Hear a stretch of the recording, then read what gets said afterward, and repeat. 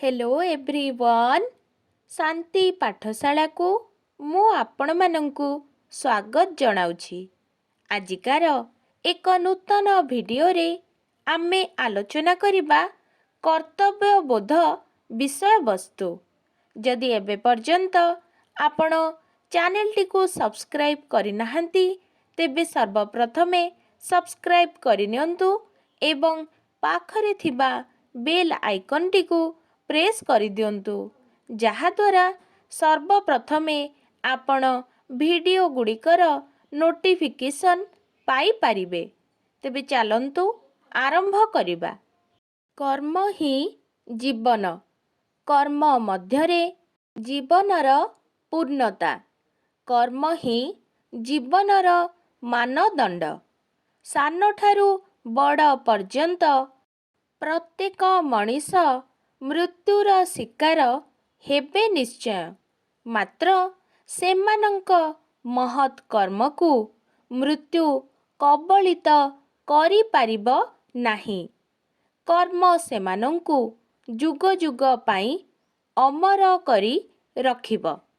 अतएव सुकर्म ही मनीष को चिरंजीवी करे, स्मरणीय रखे। गांधी गोपबंधु आजी इह धामरे नथिले मध्य सेमानंक कर्म सेमानंकु प्रातः स्मरणीय रखिछि।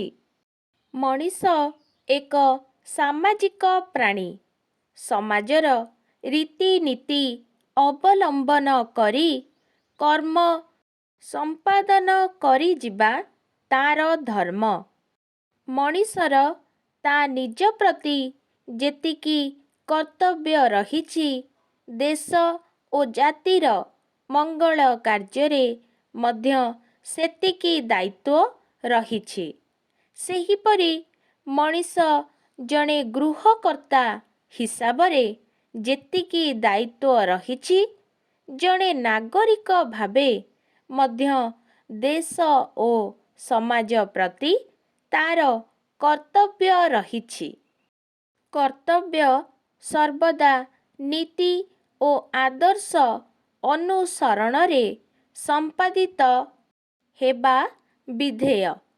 विशृंखलित होई स्व इच्छारे कार्य साधन करिबा उचित नुहे।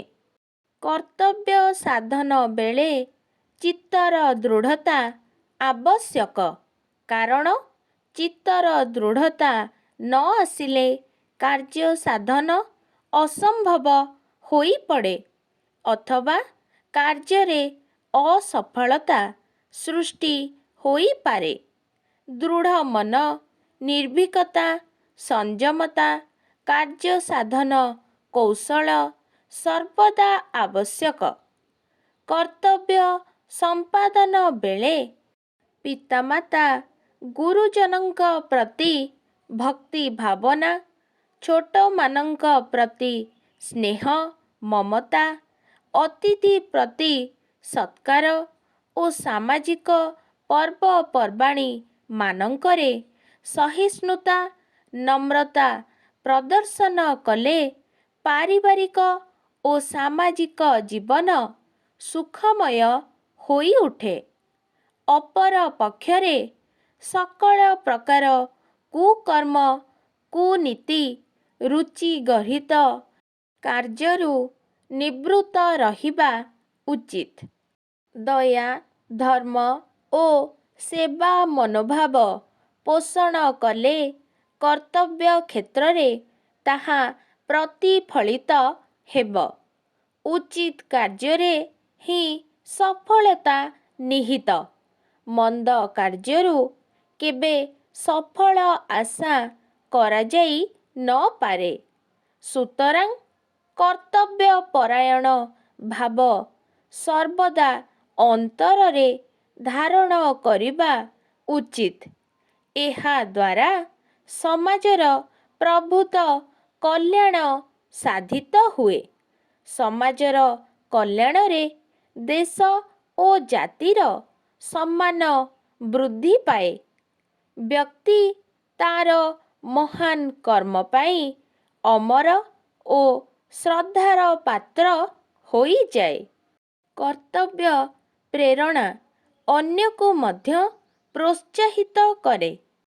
ଭୀରୁ ଆଳସ୍ୟ ବ୍ୟକ୍ତି ମଧ୍ୟ କର୍ତ୍ତବ୍ୟବୋଧ ଦେଖି ନିଜର ଆଳସ୍ୟ ତ୍ୟାଗ ପୂର୍ବକ କର୍ମକ୍ଷେତ୍ରରେ ପ୍ରବୃତ୍ତ ହୁଏ।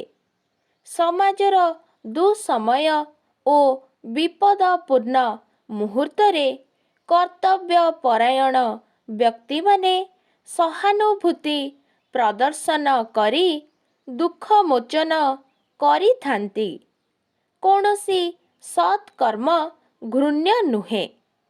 କର୍ମ କରିବାର ପ୍ରେରଣା ଅନ୍ତରରେ ଜାତ ହେଲେ କର୍ମ ସୁଚାରୁ ରୂପେ ସମ୍ପନ୍ନ ହୁଏ। ଜୋର ଜବରଦସ୍ତ ଭାବେ କର୍ମରେ ପ୍ରବେଶ କରିବା ଉଚିତ ନୁହେଁ। ଅନୀତି ଏବଂ ଅଧର୍ମ ନିନ୍ଦନୀୟ। ଅତଏବ କର୍ମରେ ପ୍ରବୃତ୍ତ ହେବା ପୂର୍ବରୁ ତାର ଭଲ ଓ ମନ୍ଦ ଦିଗ ପ୍ରତି ଦୃଷ୍ଟି ଦେଇ କାର୍ଯ୍ୟ କରିବା ବିଧେୟ। କର୍ତ୍ତବ୍ୟବୋଧ ଜୀବନର ଏକ ଅଂଶ। ଏହା ଅନୁଭବ ନ କଲେ ତାହା କଦାପି ସାଧିତ ହୋଇପାରିବ ନାହିଁ। ଆଜିକାର ଭିଡ଼ିଓଟି ଆପଣଙ୍କୁ କିପରି ଲାଗିଛି କମେଣ୍ଟ ମାଧ୍ୟମରେ ନିଶ୍ଚୟ ଜଣାଇବେ ଏବଂ ଲାଇକ୍, ସେୟାର, ସବସ୍କ୍ରାଇବ୍ କରିବାକୁ ଜମାରୁ ଭୁଲିବେନି। ଧନ୍ୟବାଦ।